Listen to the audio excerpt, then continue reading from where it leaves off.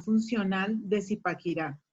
Él nos acompaña en esta mañana con la charla Programa Madre Canguro y Lactancia Materna. Oportunidad de vida, bebida de vida.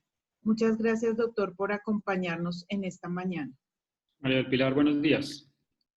Y buenos días a todas las personas que nos acompañan y dedican este tiempo de la mañana para aprender sobre lactancia materna y que sirva esta oportunidad para que todos le demos una oportunidad a la leche materna.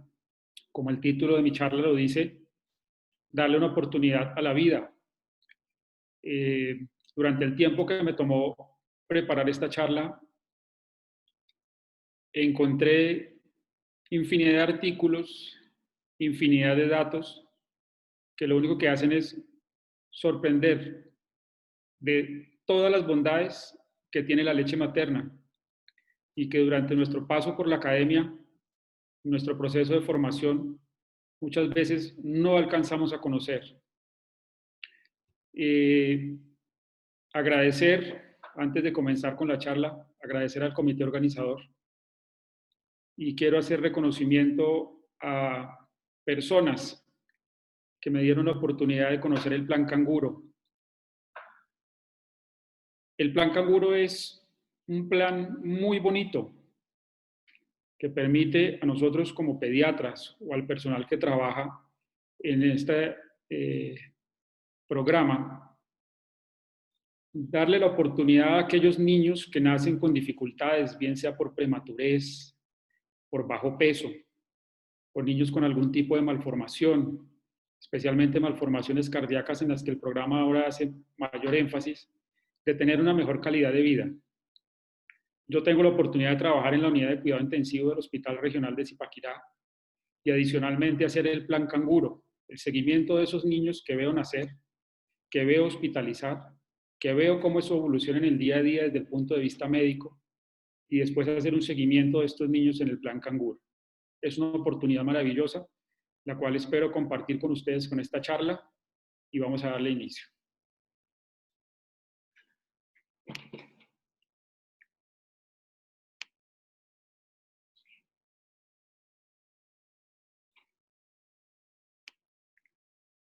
Bueno, ¿por qué decidí titular mi charla de esta manera?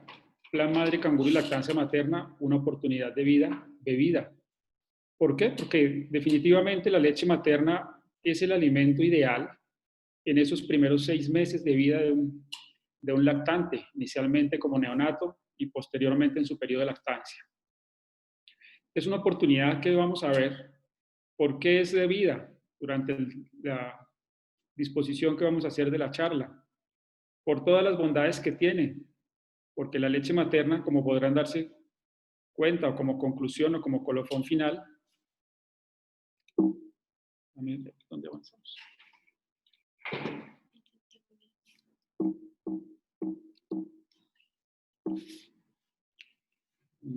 Disculpa un segundo, un problema técnico.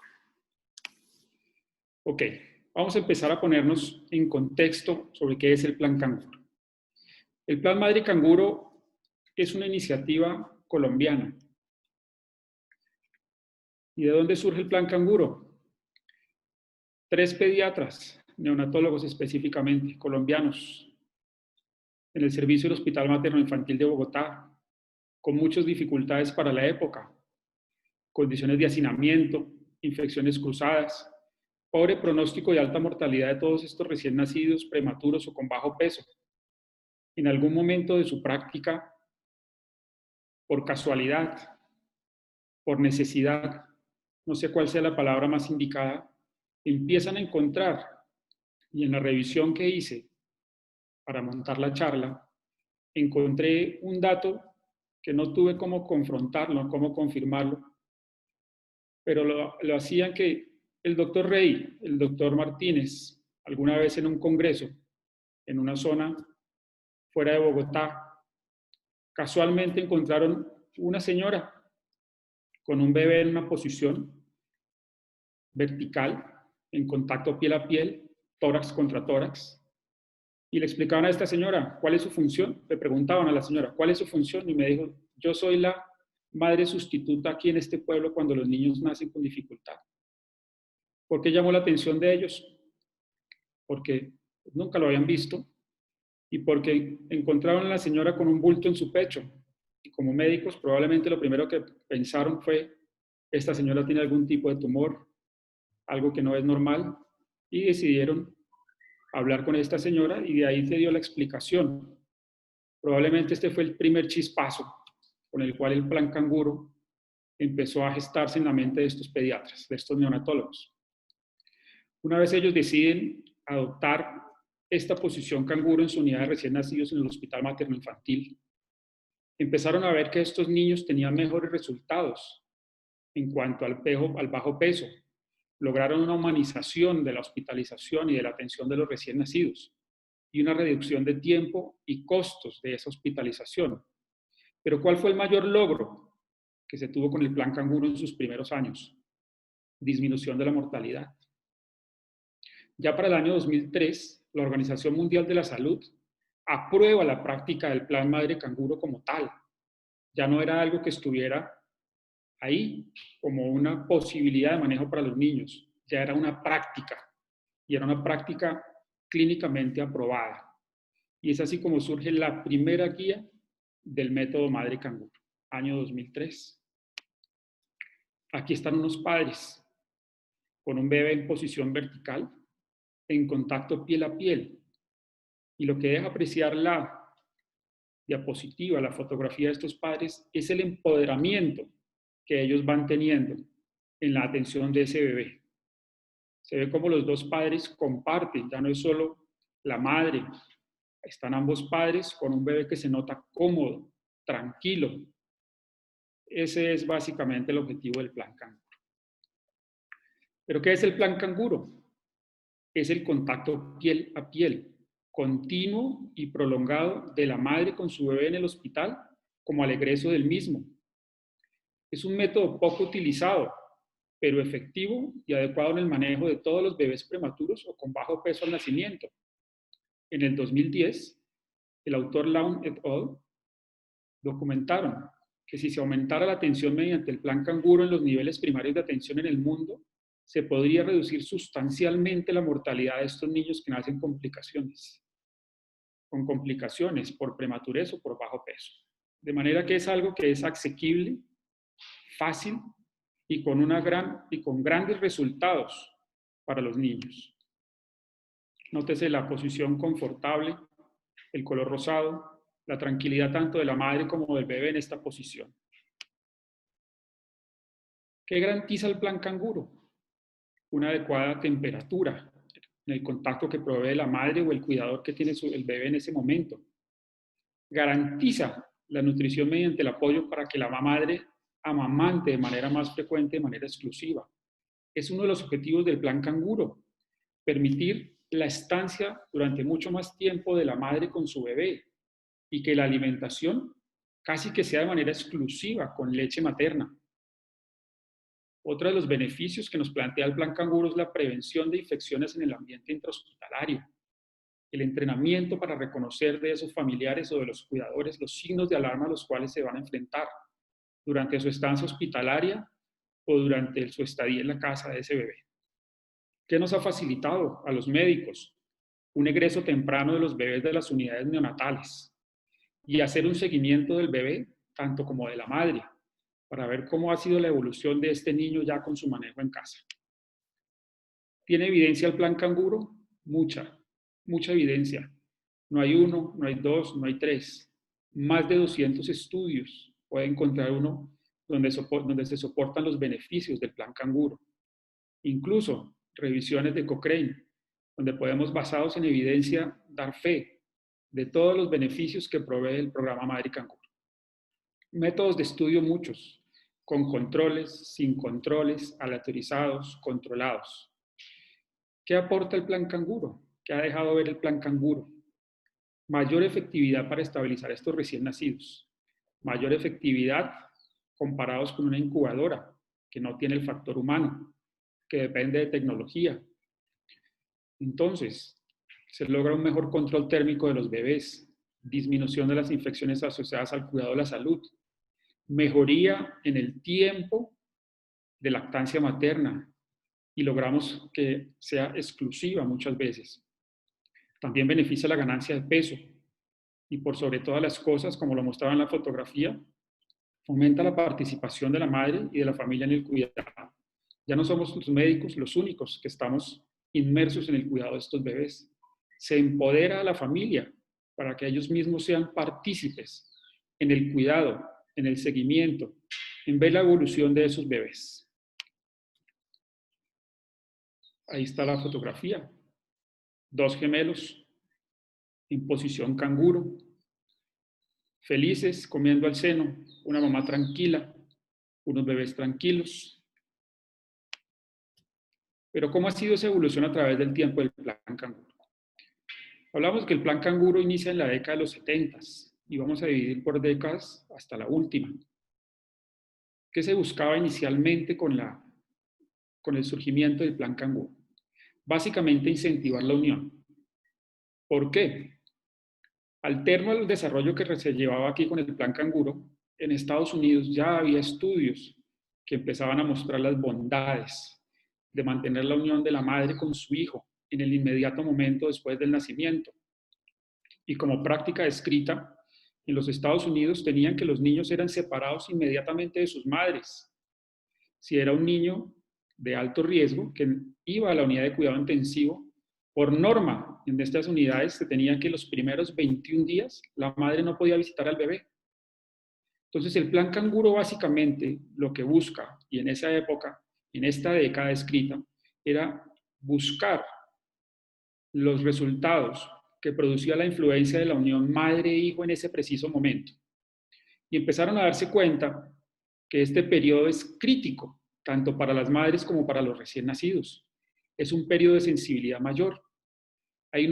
Ese proceso permite y nos da mayor probabilidad de que se mejore la unión, de que haya un mejor apego materno con su bebé.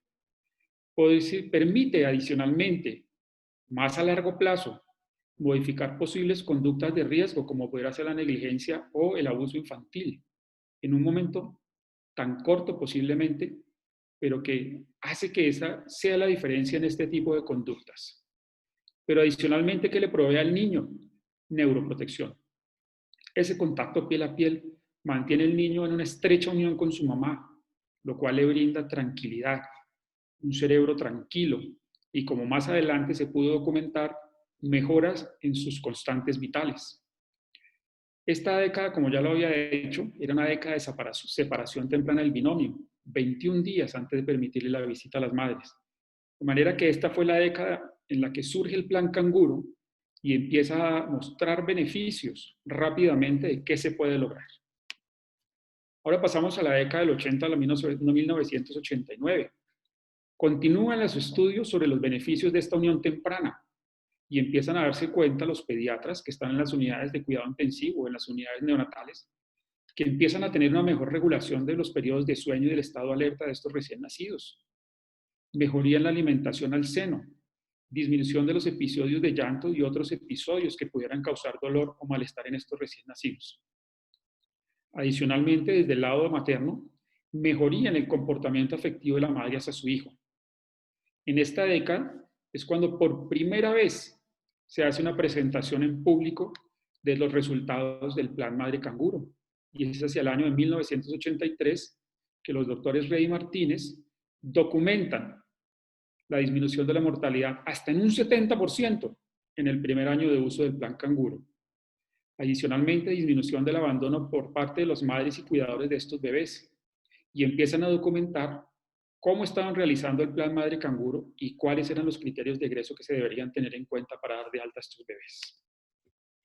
Viene la década del 90 al 99 y empiezan a encontrar que ya no son solo los beneficios para la mamá y para el bebé. Empiezan a documentar ya en el bebé mejoría fisiológica y de comportamiento a largo plazo. ¿Y cuáles fueron los temas a los que se les dio mayor relevancia? Primero, los efectos fisiológicos y de comportamiento que producían estos bebés en cuanto a medición de frecuencia cardíaca, frecuencia respiratoria, saturación de oxígeno. las tasas de infección, los niveles de cortisol, el llanto y otros parámetros fisiológicos.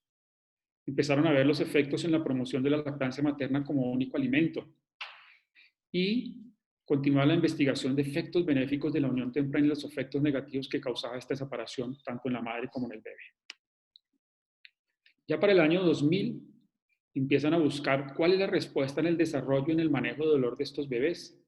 Empiezan a encontrar que el desarrollo mental y neurológico y los parámetros fisiológicos y de la lactancia materna empezaban a ser evidentes en los niños que ya habían tenido un seguimiento más largo, en los cuales ya se tenía mayor experiencia y los que sabíamos que específicamente qué queríamos medir. De manera que ya, aparte de que ya veníamos viendo resultados desde la primera, desde el inicio, en la década de los 70, y con 30 años de historia del Plan Canguro, empezamos ya no a encontrar, sino a asentar lo que habíamos encontrado previamente. Empezamos a tener más énfasis en los cuidadores y en la experiencia de los padres en cuanto al proveer cuidado de su bebé canguro. En el año 2003, en la segunda reunión que se hacía del Plan Canguro, se hace una declaración que se llamó la Declaración de Bogotá. Y básicamente, y abro comillas, decía, el cuidado madre canguro es un derecho básico. Ya no era una oportunidad, ya no era una necesidad, ya se consideraba un derecho y debía ser una parte integral en los recién nacidos prematuros o con bajo peso al nacimiento en todos los niveles, en todos los escenarios y en todos los países. Eso nos dejó esta década. En la última década, continúa la investigación. El Plan Canguro no para de evolucionar. Se añaden nuevos temas. Empezamos a ver cómo debe ser el manejo de dolor en los niños en las unidades de cuidado intensivo. Cuáles son los resultados fisiológicos y del neurodesarrollo. Cómo viene siendo la lactancia. Y se empiezan a llevar otros bebés al seguimiento canguro. Niños con defectos cardíacos congénitos. Niños con síndrome de abstinencia. Y me permito poner en esta diapositiva, subrayado en rojo, empezamos a hablar algo que cada día cobra más vigencia, el microbioma. ¿Y qué es el microbioma? Es esa flora bacteriana que empieza a proveernos la leche materna. A diferencia de lo que pudiera recibir un niño que está en una unidad de cuidado intensivo, que está alimentado solo con leche, empezamos a ver esa fauna, como yo la llamo, que empieza a proveer el contacto piel a piel con la mamá, el permitir no estar en tanto contacto en las unidades de recién nacidos, y empezamos a ver todo lo que nos es capaz de aportar la leche materna. Esta es una diapositiva que me causó curiosidad. Está toda una familia, no se puede ver la madre, pero ahí tenemos una gestación gemelar en la cual está padre y el hermano mayor de ese par de gemelos, compartiendo, empoderándose en el manejo de los bebés. Pasamos al grueso de la charla. Vamos a hablar de leche materna. El enfoque que le quise dar a la leche materna es básicamente, probablemente lo van a ver ustedes como una explicación bioquímica, pero el enfoque que quise darle es más allá de lo que creemos que la leche materna es y que todos posiblemente pensamos y tenemos en nuestra mente, es nutrición. Al final, cuando acabemos la presentación, se van a dar cuenta que la leche materna no es solo proteínas, no es solo grasas, no es solo carbohidratos. Muchas cosas inimaginadas vienen en leche materna. Entonces, empecemos por asegurar que los primeros 6 meses, la alimentación exclusiva de estos bebés debe ser la leche materna.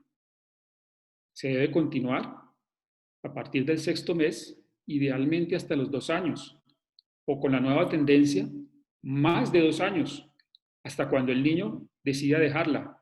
Obviamente hay consideraciones que se deben hacer en el seguimiento de estos niños. Podemos considerar que la leche materna es el estándar de alimentación infantil sus primeros 6 meses. Pero aparte de proveer nutrientes, la leche también nos provee componentes bioactivos que aseguran en estos niños un adecuado desarrollo y crecimiento. Podemos decir que la leche materna tiene una composición dinámica. La leche materna no es la misma desde que nace un bebé, no es la misma al mes de edad, no es la misma al 2º mes y probablemente no es la misma leche la que se estará tomando al año de vida este bebé. Entonces, hay variaciones entre los periodos de alimentación. mientras la mamá está alimentando a las 9 de la mañana, esta dinámica de fluidos en los que se produce la leche materna va cambiando a través del día. Si el niño recibe periodos de sobrelactancia, incluso entre madres y grupos poblacionales hay diferencias en la calidad de la leche materna. ¿Pero qué nos puede influenciar esto? Hay factores tanto maternos como ambientales y en el caso de leche materna extraída o de bancos de leche, también el tipo de almacenamiento y la vía de pasteurización pueden afectarnos o modificarnos la composición de la leche. Entonces, la leche materna ya no es solo vista como un alimento. La industria, la medicina, los laboratorios han empezado a ver la leche materna como un campo de desarrollo y estudio como potenciales agentes profilácticos y terapéuticos, pero no solo para los bebés, también para población adulta, para adultos mayores. Entonces empezamos a ver que la leche materna ya no es exclusividad de los recién nacidos y que los potenciales efectos benéficos en la composición de algunas sustancias químicas de la leche materna empiezan a volverse un campo de estudio para las grandes farmacéuticas para empezar a encontrar soluciones a problemas que nos han aquejado. Estados de la lactación. Cuando hablamos de leche materna, debemos dividirla en 3 momentos. La primera, los primeros 5 días, en los cuales la mamá va a proveer una leche cuya apariencia difiere a la leche que va a encontrar más adelante. ¿Y en qué difiere? Como ya lo dije, en apariencia, en volumen y en composición. La gran queja de las mamás, a los que hemos tenido la experiencia de trabajar en una sala de partos, en un alojamiento conjunto, en las unidades de recién nacidos, es que los primeros días posiblemente las madres consideren que no es suficiente y tienden a pensar que su niño está quedando con hambre. Entonces, hay que tomarnos el tiempo de explicarles a estas señoras que la leche materna va a ir evolucionando en cuanto a su apariencia, en cuanto al volumen de producción e incluso su composición. ¿Qué hace el calostro diferente de la leche madura o de la leche de transición o de la leche tardía? Básicamente este calostro lo que nos va a aportar son componentes inmunológicos, inmunoglobulina A, lactoferrina, leucocitos, factores de crecimiento epidérmico. Este calostro va a tener una baja concentración de lactosa, va a tener calcio y potasio bajos y va a ser más rica en sodio, cloro y magnesio. ¿Cuál es la función de este calostro? Básicamente, empezar a proveerle a este bebé que recién llega al mundo un efecto inmunoestimulante. Es decir, vamos a darle una primovacunación de todo lo que la madre ha podido colectar durante su vida, de toda la memoria inmunológica que ésta tiene. Se la vamos a empezar a proveer desde el calostro y probablemente eso hace que la diferencia en apariencia, volumen y composición sea lo que hace diferente al calostro de la leche más tardía. Vamos a entrar a hablar de la leche de transición. ¿Cuándo hablamos de leche de transición? Básicamente, desde el 5º día hasta la 2ª semana después del parto. Ahí en la gráfica pueden ver ustedes la diferencia en cuanto a las características organolépticas, visuales, de color, probablemente el olor, probablemente el sabor que va teniendo la leche en la medida en que evoluciona en el tiempo con las madres. Y es en este periodo cuando bioquímicamente empieza la glándula mamaria a producir en respuesta al estímulo de succión diferencias. Hay un gran cambio a nivel del epitelio de la glándula mamaria. Esas uniones que tienen las células van a empezar a ser un poco más permeables y viene un periodo que se denomina la lactogénesis, en el cual es en este momento donde empieza a haber una mayor producción de leche materna. Este periodo va a tomar en promedio unos 5 días mientras pasamos del calostro a la transición. Una vez pasan estas 2 semanas en las cuales ya se ha incrementado el volumen de producción de leche materna, y como ustedes vuelvo y hago énfasis en la gráfica, empiezan a haber un cambio en la bioquímica y en la apariencia de la leche. A partir de la 2ª semana y hasta el mes de edad empezamos a hablar de la leche madura.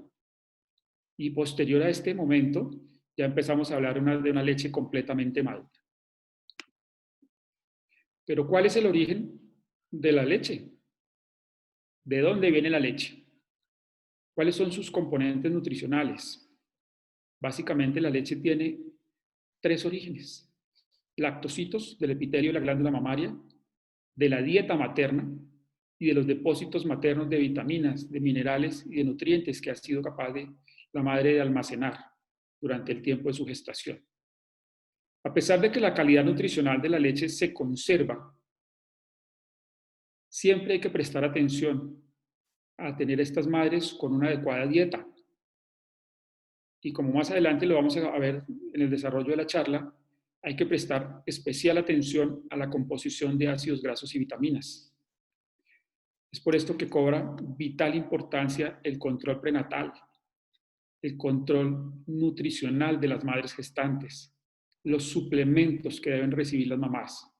Si bien no quiere decir que aunque la leche materna dependa de que se tenga que suplementar a la mamá, porque ya como lo dije previamente, la calidad nutricional se conserva, sí de alguna manera podemos modificar las bondades nutricionales y añadirle mayor calidad a esta leche materna desde la dieta materna.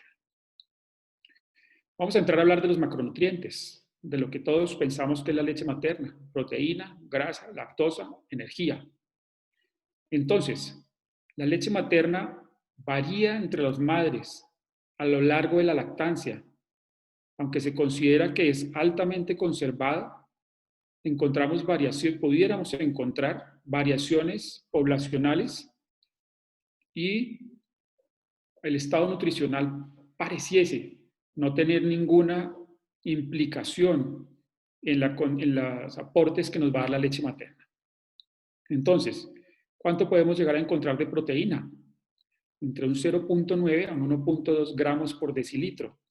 Grasa entre un 3.2 a un 3.9. Pido excusas porque se me fue ese número ahí.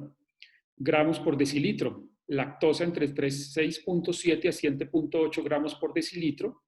Y vamos a encontrar una provisión de energía entre 65 a 70 kilocalorías por decilitro.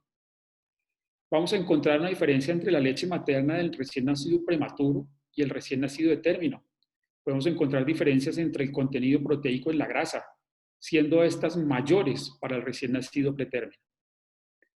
Es aquí donde cobra vital importancia tener en mente estos valores, porque si bien las casas comerciales, cuando se acercan a nosotros a darnos la información de sus productos, la gran mayoría se atreven a decir que somos lo más parecido a la leche materna. Y cuando empieza uno a desglosar cuál es el contenido de los aportes de estos grandes macronutrientes, encontramos que muchos de estos sobrepasan lo que fisiológicamente nos proveería la leche materna y empezamos a tener inconvenientes en el largo plazo. Pero esto es otro capítulo del cual deberíamos hacer otra charla y se llama la programación nutricional. ¿Cuánto, si yo aumento los aportes de estos nutrientes, empiezan a afectarme la vida futura? Y no futura en el primer mes, posiblemente hasta que lleguemos a adultos mayores. Podemos empezar a tener inconvenientes programados desde ahora con la alimentación. Entonces, las características maternas y la composición. Un estudio realizado en Davis, en California, empezaron a ver que luego del cuarto mes del nacimiento, de inicio de la lactancia, empezaron a encontrar factores que podían influir en la composición de la leche materna y empezaron a darle especial énfasis a la condición materna. ¿Cuál era ese peso para la talla? ¿Cuánto era la ingesta de proteína que recibía la mamá? E incluso empezaron a ver si la paridad, si el retorno del ciclo menstrual y la frecuencia materna de alguna manera pudieran modificar las características físicas y bioquímicas de la leche materna. A mayor producción de leche materna disminuye la concentración de proteínas y grasas, pero aumenta la lactosa. En la revisión que hice, pudiera uno inferir que esta disminución de la concentración proteica de la grasa y un consecuente aumento de lactosa pudiese deberse al aumento de producción de esa glándula mamaria en respuesta a un recién nacido que posiblemente ingiera una mayor cantidad de leche. ¿Y por qué le daría prioridad a la lactosa, la leche materna en ese momento? Porque como lo encontré en una frase que traía uno de los artículos de revisión, cuando se debe aumentar la lactosa es cuando esa persona que está recibiendo la leche materna o ese bebé que recibe la leche materna tiene un mayor requerimiento energético. ¿Y de dónde viene esa provisión en la leche materna? De la lactosa. Entonces, cuando empezamos a comprender los componentes y las funciones de cada uno de estos dentro de la leche materna, empezamos a tener una mejor práctica clínica, una mejoría en los patrones de alimentación infantil y un mejor entendimiento de cómo la leche materna nos puede mejorar la respuesta inmune a infecciones e incluso la respuesta a las vacunas. Vamos a empezar por hablar de las proteínas. Más de 400 diferentes tipos de proteínas podemos encontrar en la leche materna. Y estas básicamente nos pueden dar una variedad de funciones. Hay algunas proteínas que tienen funciones nutricionales, otras tienen funciones antimicrobianas, otras tienen funciones inmunomoduladoras, otras tienen la función de facilitar la absorción de nutrientes. Y básicamente vamos a encontrar 3 grupos de proteína mayores, como pueden ser la caseína, las proteínas del suero, la mucina. El suero y la caseína se clasifican de acuerdo a la solubilidad. El suero viaja en una solución, las proteínas del suero viajan en una solución, mientras que la caseína deben sus 3 subtipos unirse y formar micelas para viajar suspendidas en la solución. ¿Dónde están presentes las mucinas? Si bien no son el grupo mayor, están presentes en una porción muy importante de la cual se le ha empezado a dar gran énfasis, diría yo, unos 2 años hacia atrás, en lo cual probablemente durante su visita médica habrán oído hablar de una estructura de la leche materna que empieza a cobrar relevancia, que se llama el glóbulo, o la membrana del glóbulo de grasa de la leche materna. Y entonces, ¿qué son las proteínas del suero? Básicamente la predominante, alfa-lactoalbúmina, y otras en menor proporción, pero no menos importantes, como la lactoferrina, las inmunoglobulinas, la albúmina sérica y la lisozima, todas ellas encuadradas para cumplir funciones que previamente mencionamos, nutricionales, antimicrobianas, inmunomoduladoras o absorción de nutrientes. Como lo dije previamente, 3 tipos de caseína, alfa, beta y kappa. La kappa lo que nos produce es la estabilidad cuando hay unión entre la alfa y la beta para que puedan viajar en esa suspensión coloidal. Constituyen el 13% del total proteico. La mayor proporción se la dejamos a la lactoalbúmina. ¿De dónde viene la producción de proteínas? Un 80-90% la produce el mismo epitelio mamario, los lactocitos, y un 10% viene tomado de la circulación materna por un proceso de transcitosis y llevado dentro del lumen de este epitelio para que puedan ser excretados en leche materna. Otra parte que nos provee nitrógeno,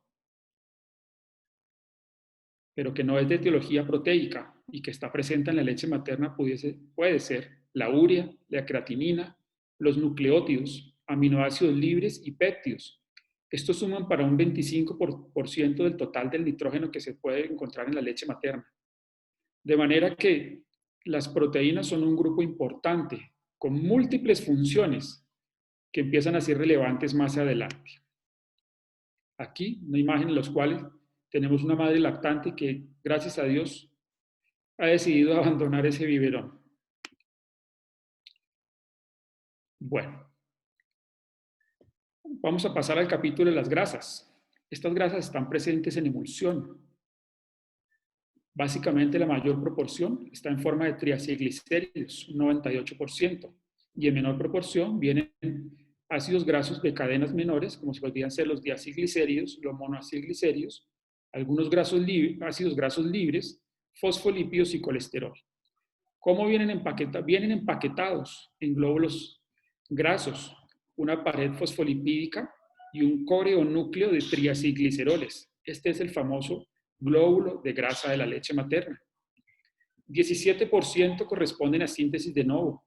El porcentaje restante consiste en ácidos grasos que están suplementados directamente en la dieta y son una mayor proporción. Vienen dos nombres importantes acá, los LC-PUFAS, DHA y ARA, que suman un 2% del total de los ácidos grasos en la leche materna y que en los últimos años han cobrado gran relevancia en la industria y en la promoción, porque la industria empezó a documentar mejoras en el neurodesarrollo, mejoras en las funciones cognitivas de los bebés que tenían unos mejores niveles de este tipo de ácidos grasos. Por lo tanto, en algunas fórmulas y en algunos estudios viene un suplemento adicional de estas sustancias que muchas veces la dieta materna no alcanza a proveer, de manera que deben ser suplementados. Unos de los cuales no se habla o de los cuales poco nos nombran son los ácidos grasos de cadena corta y su sigla en inglés. ¿Para qué son esenciales estos ácidos grasos? Para la maduración normal del tracto digestivo.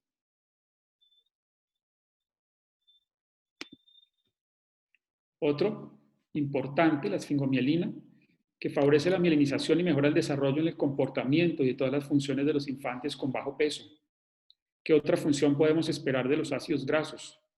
Demuestran una actividad in vitro, inactivando patógenos. Y aquí cuando hablamos de patógenos hablamos uno muy frecuente, el estreptococo del grupo B que produce la sepsis neonatal y una alta proporción de muerte de recién nacidos.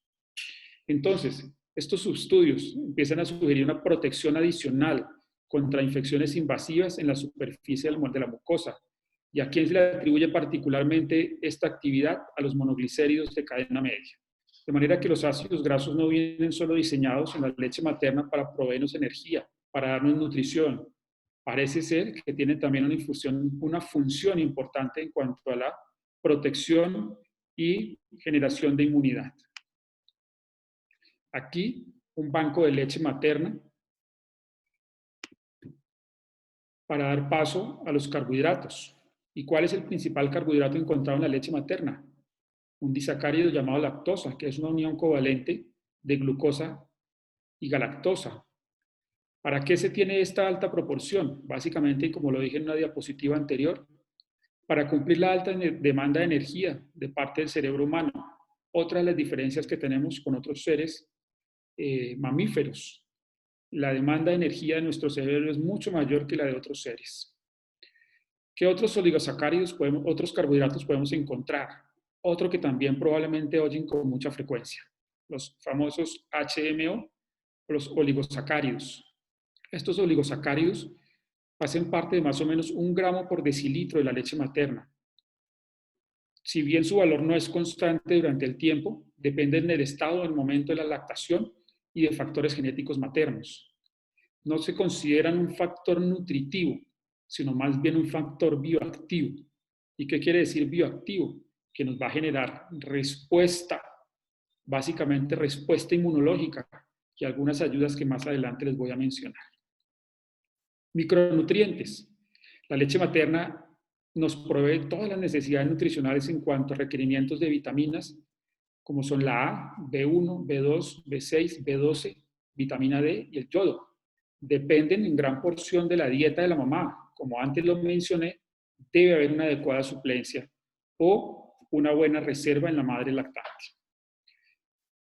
Encuentra uno, últimamente, que básicamente la revisión de artículos en la lengua inglesa, básicamente artículos o revisiones que hacen en Estados Unidos, empiezan a asociar la pobre exposición a la luz solar como una limitante en el aporte de leche materna, de vitaminas en la leche materna, y empiezan a considerar la suplencia como algo que debería ser de norma.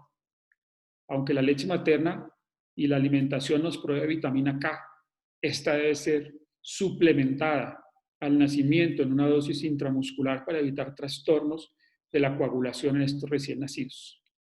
Y algunos estudios empiezan a investigar si debe por norma suplementarse vitamina D a las madres o a los niños que están lactando. Entonces, vamos a hablar de los componentes bioactivos.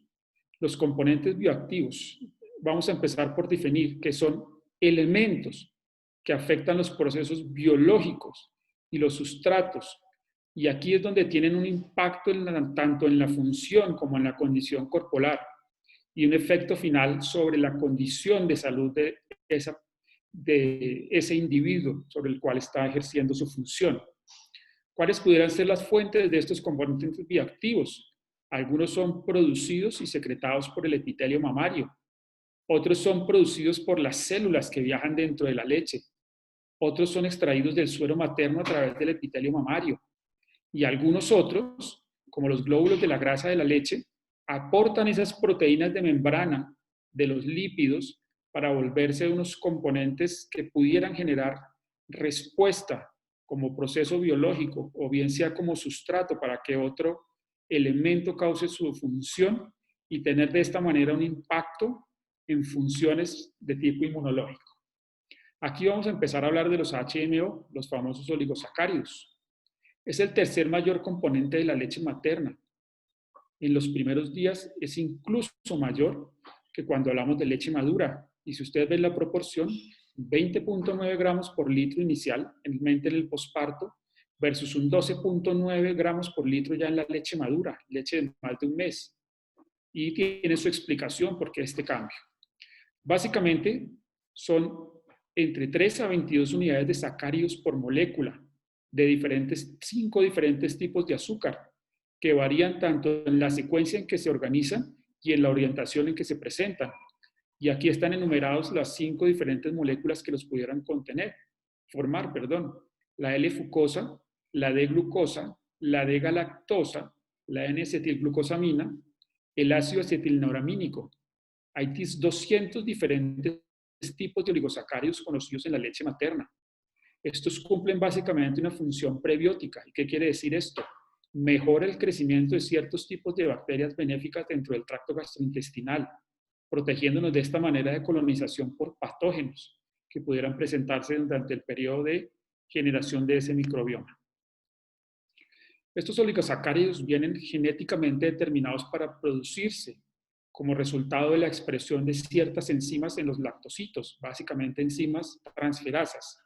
Y podemos encontrar 4 fenotipos mayores. Su función básicamente es modular la respuesta celular epitelial del intestino, alterando este ambiente intestinal, reduciendo el crecimiento celular e induciendo la diferenciación y apoptosis de ciertos grupos celulares. Tiene una respuesta inmune virando la respuesta mediada por células T hacia una producción más balanceada de citoquinas derivadas de linfocitos TH1 y TH2 y actúan como señuelos, como sustancias que son capaces de engañar a los receptores, también oligosacáridos de las paredes de las bacterias, que buscan unirse al epitelio de la célula intestinal, de manera que ellos se van a volver como un señuelo a los cuales la bacteria va a llegar a unirse y va de esta manera lograr un tránsito intestinal sin que llegue a causarnos patología alguna desde el tracto gastrointestinal o impidiendo una adecuada colonización por bacterias benéficas en la flora intestinal de este bebé. Empezamos a hablar ya que aparte de que pasamos de proteínas, de grasas, de carbohidratos, la leche materna también nos provee factores de crecimiento, de manera que empezamos a hablar que la leche materna ya no solo es nutrición, sino que viene una respuesta para que empiece a funcionar todo ese engranaje inmunológico, nutricional y que provea un adecuado crecimiento de estos niños. Entonces vamos a hablar de factor de crecimiento epidérmico. ¿Dónde lo encontramos? Tanto en líquido amniótico como en leche materna. ¿Cuál es su beneficio? Facilitar la maduración y reparación de la mucosa intestinal, estimulando el enterocito, aumentando la síntesis del DNA, favoreciendo la división celular, aumentando la absorción de agua y glucosa y aumentando la síntesis proteica. Este factor de crecimiento es responsable de la resolución que encuentra uno en niños que vienen con complicaciones como la hipoxia, la isquemia, las lesiones causadas por isquemia reperfusión, en la injuria post-resucitación e incluso en la enterocolitis necrotizante. Tiene un valor 200 veces mayor en el calostro que en la leche madura, al igual que la concentración en la leche madura que en leche de prematuros. De manera que esto es algo que nos provee adicional la leche materna. Algunos otros factores pueden ser el factor de crecimiento neuronal, derivados básicamente de células neuronales del cerebro o células gliales. Los niños vienen con una respuesta peristáltica, con una respuesta intestinal diferente, inmadura, de manera que estos factores de crecimiento lo que buscan es desde la leche materna mejorar la peristalsis, incrementando la supervivencia y crecimiento de los grupos neuronales. Se pueden detectar incluso más allá después de 90 días de iniciada la lactancia materna. Otros factores de crecimiento que podemos nombrar son el factor de crecimiento similar a la insulina, la cual va a producir protección al enterocito, básicamente mejorando la respuesta y la recuperación y la cicatrización de lesiones causadas por alguna de las noxas que previamente mencioné. El factor de crecimiento vascular endotelial, ROP, básicamente una sigla que lo que nos abrevia es retinopatía de la prematurez. Y pareciese ser que desde la leche materna, cuando no tenemos suficiente aporte o cuando hemos decidido por alguna razón no hacerla parte de nuestra alimentación, estamos perdiendo las bondades que estos factores de crecimiento, que encontrados en un balance adecuado, pudieran generarnos una mejor respuesta y disminuir la frecuencia y posiblemente el grado de lesión producida por la retinopatía, bien sea por prematurez o por altas concentraciones de oxígeno. Otros factores de crecimiento como la eritropoyetina, que mejoraría el hematocrito, previniendo de esta manera anemia en estos pacientes. Algunas hormonas reguladoras como la calcitonina y la somatostatina. No hay todavía, dentro de lo que revisé, una función clara, pero que las podemos encontrar en leche materna. Y algo que debería hacernos pensar sobre el futuro que podemos estarle dando a estos niños en los cuales somos capaces de proveer y de hacer que reciban la leche materna como único alimento, moduladores del metabolismo y composición corporal. Es aquí como la leche materna cobra relevancia para enfermedades futuras como la obesidad, la hipertensión, las dislipidemias. La leche materna va a empezar a proveernos factores que pueden regularnos esta composición y las funciones metabólicas a futuro. ¿Cómo? Con hormonas como la adenopectina, la leptina, la resistina y la grelina, que son básicamente sustancias que empezamos a evaluar en los pacientes que tenemos con obesidad. Pero que veamos que desde que tenemos la leche materna, empezamos a generar una regulación para que a futuro nuestro bebé no se vea comprometido por patologías como estas. Pasemos a los factores inmunológicos. Si bien ya hablamos de que la leche materna viene con un gran grupo celular, estas células que podemos encontrar básicamente son células de la línea blanca, macrófago, células T, células madre y linfocitos. ¿Qué cantidad podemos llegar a consumir? Más o menos 10 a la 10 leucocitos por día, que no es una cantidad despreciable en cuanto a la cantidad. Y que básicamente podemos encontrar que un 80% de estos corresponden a macrófagos, cuyo origen ha sido monocitos en el torrente sanguíneo periférico de la mamá, que han migrado hacia la leche y fagocitan leche, migran a través del epitelio mamario y por factores que no se conocen todavía, empiezan a fagocitar leche, hace que se transformen en unos elementos únicos y diferenciados hacia células dendríticas del intestino, que básicamente lo que van a hacer es estimular la función de las células T, que no han sido todavía presentadas con antígenos para generar una respuesta inmunológica. Encontramos que esta cantidad difiere básicamente entre madres y empezamos a ver que los niños que desarrollan la alergia empiezan a tener una menor cantidad de glóbulos blancos en la leche que es proveída. Hablemos de las citoquinas y las quimoquinas. Básicamente son sustancias químicas que van a favorecer la respuesta inmunológica, induciendo el movimiento de otras células a atravesar la barrera intestinal, proveyendo de esta manera comunicación entre células para favorecer e inducir una adecuada respuesta inmune, pero que además es una respuesta balanceada, no es una respuesta descontrolada que pudiera causar problemas. Básicamente vienen en dos grupos mayores, un grupo que promueve inflamación o la defensa contra la infección y otros que reducen la inflamación.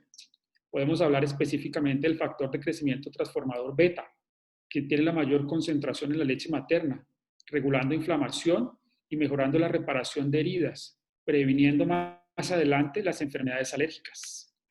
Otros factores inmunológicos de los que pudiéramos hablar serían el factor estimulante de colonias de granulocitos, ampliamente conocido y en algunos estudios como manejo para pacientes con sepsis. ¿Qué hace este factor de colonia estimulante de crecimiento de colonias de granulocitos? Básicamente aumentar la vellosidad intestinal, la profundidad de las criptas de la vellosidad y mejorando la proliferación celular. Otros factores inmunológicos que pudiéramos encontrar serían la interleuquina 10, la interleuquina 7, quienes atraviesan la pared intestinal y de esta manera influencian el desarrollo del timo de este bebé. Algunas citoquinas proinflamatorias, como el factor de necrosis tumoral alfa, la interleuquina 6, la interleuquina 8 y el interferón gamma, en valores que son bajos y que van disminuyendo y cuya función por ahora no es conocida. Y pasamos a otro capítulo no menos importante de la leche materna, que es la microbiota. Aquí es cuando empezamos a hablar de ese grupo de bacterias que nos va a proveer la leche materna. Si bien antes pensábamos que la leche materna era un elemento estéril, con el paso del tiempo y el desarrollo de estudios y tecnología que nos permita hacer cultivos y documentar qué crece en esa leche materna, empezamos a ver que esto es una fauna gigantesca. Podemos hablar incluso en miles de clases de bacterias que podemos encontrar en la leche materna.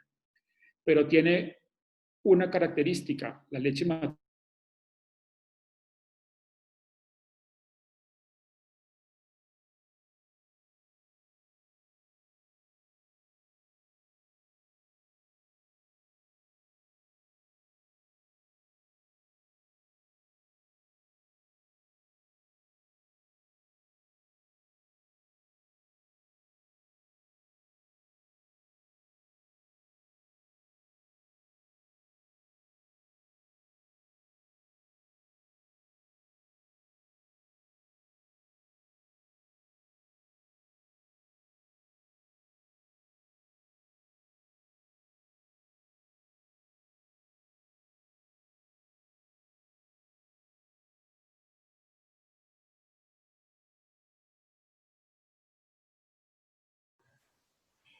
Hola, Do.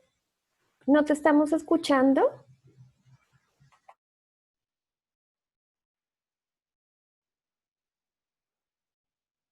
Doctor, ¿se fue el audio?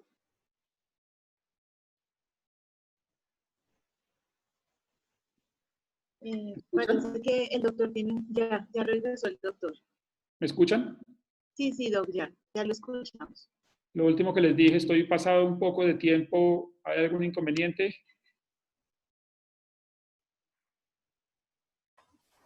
¿Cuánto tiempo requieres más? Diría que unos 5, máximo 7 minutos. Vale, listo. Listo, porque también tenemos varias preguntas. Vamos a empezar a hablar de cuál es la importancia ya basados en leche materna, inmunidad y prematurez. Básicamente, es importante la leche materna en el prematuro para generar una disminución en la incidencia de condiciones que normalmente se asocian con esta condición de prematurez, como pudieran ser la enterocolitis necrotizante, la retinopatía de la prematurez, la displasia broncopulmonar y futuras alergias. Todos los componentes inmunológicos que les he mencionado en la leche materna juegan un papel importante en la producción y maduración del sistema inmune inmaduro de estos bebés.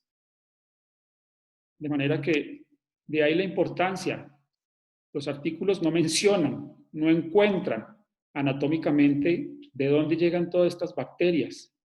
Incluso se empezó a hablar de que hay una ruta enteromamaria que por diferentes vías sanguíneas llegan hasta el epitelio mamario, colonizándolo y después proveyendo estas bacterias en la leche. Algo de lo que vamos a empezar a hablar y que se nos debe volver casi que parte de nuestro vocabulario, nutrigenómica y nutrigenética. Es el futuro del cual la nutrición, la genética y los estudios de lo que estamos recibiendo en nuestra alimentación van a incidir, considerando la dieta como un factor ambiental que afecta al estado nutricional y se ve reflejado en la incidencia de varias enfermedades. Vamos a empezar a escuchar palabras como genoma, transcriptoma, proteoma, metaboloma. Esto es una charla un poco más larga y diferente de enfoque, pero que desde la leche materna ya empezamos a ver que nos va a cambiar nuestra expresión genética, la forma como los nutrientes empiezan a afectar nuestras funciones corporales en el presente, en el mediano y en el largo plazo. ¿Cuáles pudieran ser las conclusiones de la charla? Vamos a dividirlas en la primera parte, plan canguro. El método madre canguro incluye a la familia de cuidado del nacido prematuro o del recién nacido de término con bajo peso.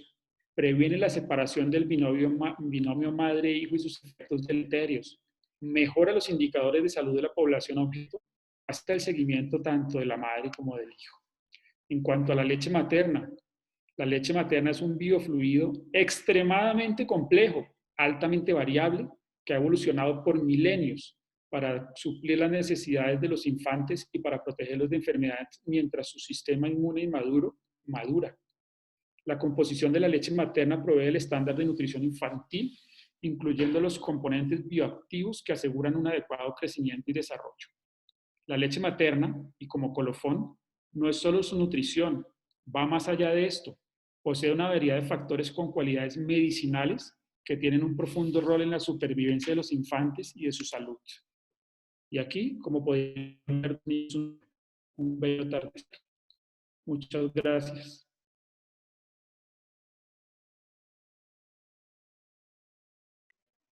¿Me escuchan? Muchas gracias, doctor.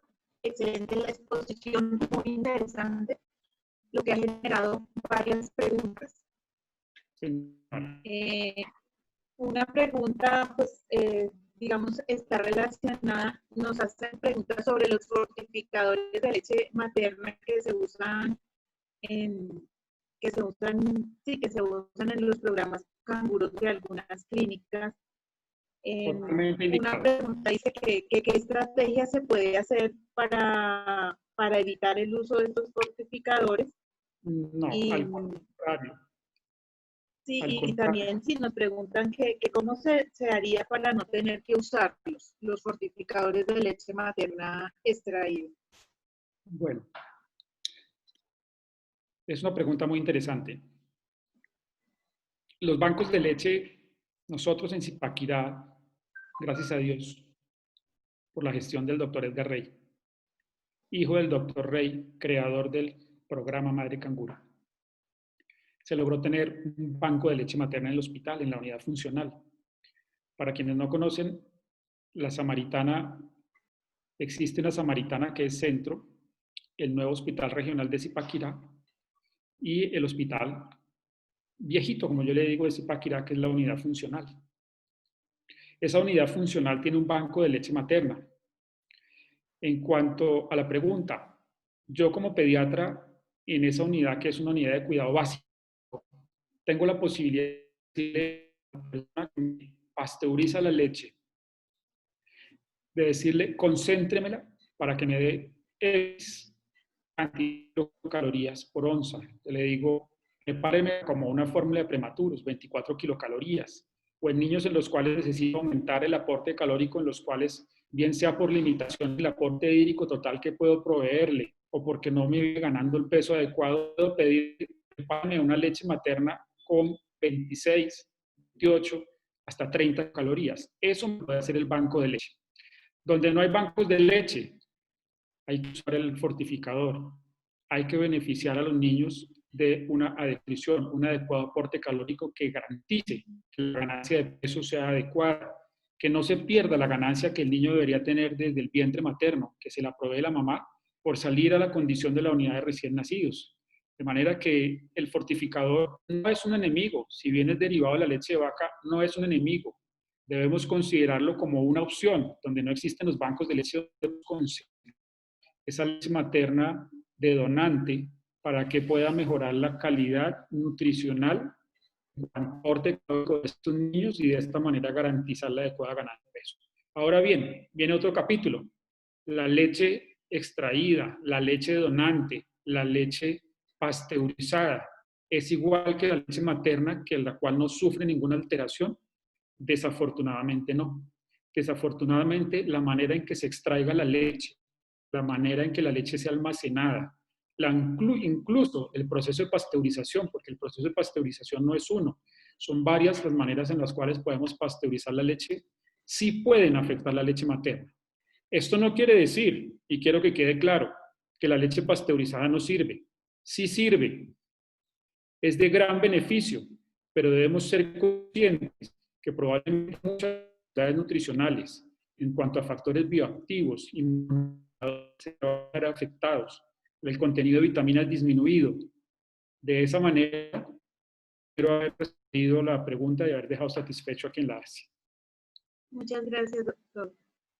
Con mucho gusto. Otra pregunta que nos hacen también, y pues está relacionada, es cómo funcionan los bancos de leche materna, si la leche la mezclan, si sirve para todos los bebés, qué proceso, y también nos preguntan si la pasteurización no altera pues los beneficios de la leche materna. Bueno, creo que parte de la pregunta ya está. ¿Cómo funcionan los bancos de leche materna? Hay mamás que fisiológicamente son unas grandes productoras de leche materna y que pues, sus bebés por su condición de peso, por su desarrollo, incluso les sobra y son capaces de donar. Entonces, esta leche materna se colecta, incluso hay bancos de leche autólogos, es decir, para la misma mamá se le hace su colecta y se le almacena la leche para futuras tomas de su bebé. Si al contrario se escoge la donación para otros bebés, se pasteuriza, no se mezcla. La leche no se mezcla. Debe pasar por un estudio en el cual descartemos infecciones que pudiéramos transmitir a través de la leche materna. Esa quizás sería una de las limitantes de los bancos de leche. Pero una vez surtido este inconveniente, no se mezclan. Se pasteurizan y se producen y se despachan para cuando sean pedidos. Sí se modifican las condiciones y los aportes nutricionales que pudiera traer la leche pasteurizada versus leche no extraída. Incluso cuando la mamá se extrae la leche para suministrársela al bebé, también en ese pequeño detalle pudiera alterarse la leche. No alcancé a mencionar por cuestiones de tiempo, la leche materna es dinámica en el intradía, en el día a día. La leche materna no es la misma a las 6 de la mañana que a las 12 del día. No es la misma, cambian sus condiciones, cambian en la cantidad, las cualidades bioquímicas, físico-químicas. Eso es otro capítulo, pero bueno, el tiempo no daba para más. Sí, doctor, es bastante interesante su charla y pues surgen bastantes inquietudes. Nos preguntan también que si la leche se ve afectada por la alimentación y el estado nutricional de la madre. Sí, total. Aunque la leche en cuanto a su composición es estable, la condición de la nutricional de la mamá cuando requiera hacer uso de esa reserva lo pudiera afectar. Pero incluso nosotros desde afuera con intención de mejorar, básicamente lo que deberían mejorar es el aporte de lípidos. Y hablaba específicamente de los LC-PUFAs, DHA y ARA. Deberíamos estarlos suplementando en las mamás para mejorar todas las bondades que ellos nos proveen para el neurodesarrollo y el desarrollo de estos bebés en cuanto a crecimiento y la parte mental. Entonces, sí, es importante. Podemos modificar con la dieta. Desde la dieta que reciba la mamá, podemos empezar a generar una leche de mejor calidad. Doctor, hasta dos preguntas que tienen que ver. Una, ¿cuántos centímetros de calostro se consideran adecuados para los recién nacidos en los primeros días? ¿Y hasta qué tiempo, cuando la mamá alimenta más de 2 años, si esa leche, pues unas mamás dicen que después de los 2 años esa leche se alimenta al bebé? Bueno, todos crecimos. Bueno, la primera pregunta, no tengo respuesta desafortunadamente. No le puedo decir cuántos centímetros serían óptimos. No la tengo. Respetuosamente digo, no la sé. El calostro, como lo dijimos durante la charla, viene en menor cantidad. Es diferente. Fisiológicamente, la lactogénesis todavía no ha empezado. La función del calostro básicamente es inmunológica. más o menos entre el cuarto, quinto día ya empieza la lactogénesis, y la lactogénesis básicamente es ese epitelio de la glándula mamaria empieza a ser más permeable y empieza a permitir un mayor flujo de sustancias que van a llegar al lumen de ese epitelio y van a producir la leche.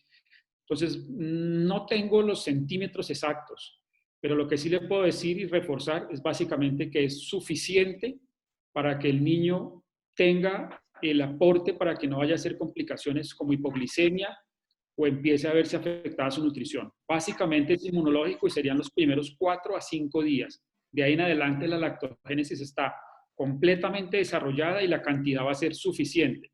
Ahora, dentro de la revisión que hice, hay condiciones genéticas de las madres que condicionan la cantidad de la producción de leche. Incluso hay una condición genética que se llama la alactogenia, que básicamente es una mutación genética que hace que esta señora no pueda producir leche y que básicamente lo que produce es ausencia de producción de leche genética y viene asociada con infertilidad.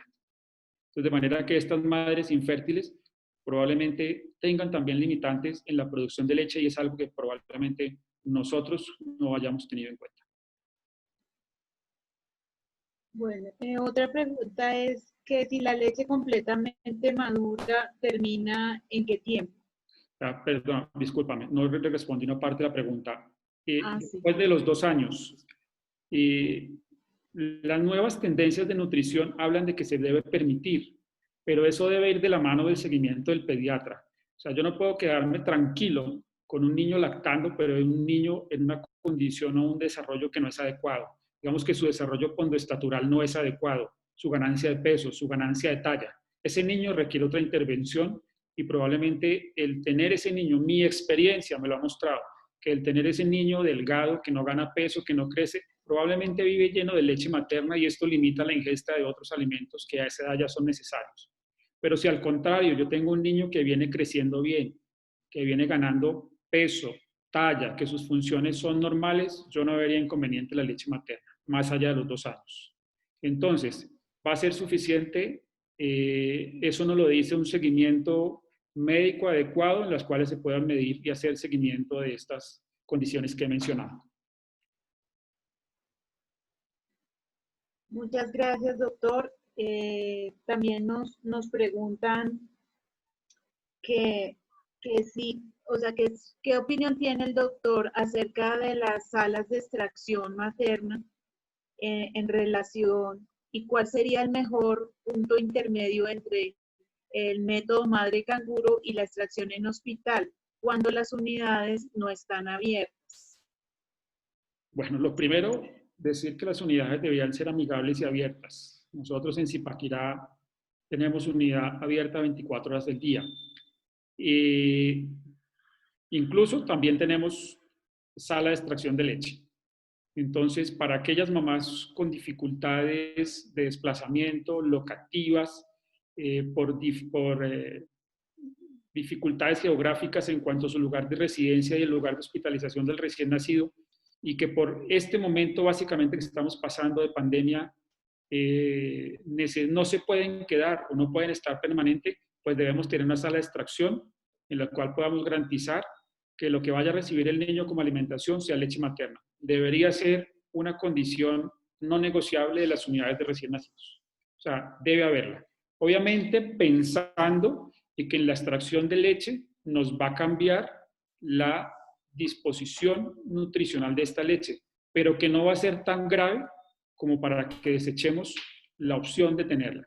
De manera que la leche materna, bien sea propia, de donante, extraída o pasteurizada, debe ser la constante de alimentación de un niño. Ahora, viene un capítulo que llama la atención cuando uno hace seguimientos de recién nacidos o de niños en plan canguro, o incluso de niños sanos.